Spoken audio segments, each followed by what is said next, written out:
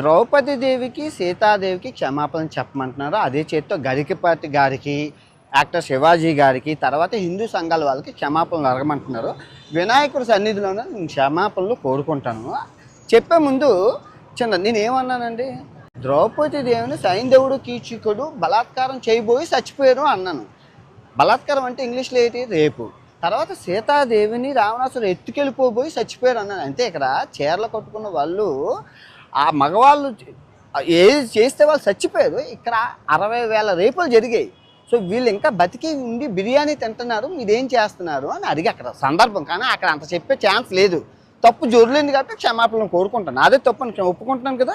So ఇప్పుడు నేను తప్పు చేస్తే రాత్రికి వినాయకుడి సన్నిధిలోనే రక్తం కక్కుకొని చచ్చిపోతాను. కనుక నా తప్పు మీరు స్వీకరించకపోతే ఈ సంవత్సరం నుంచి నెక్స్ట్ సంవత్సరం వరకు అష్ట దరిద్రాలు మీకు అంటుకుంటాయి. ఛాలెంజా వినాయకుడి మీద ప్రమాణకం చేసి చెప్తున్నాను. నేను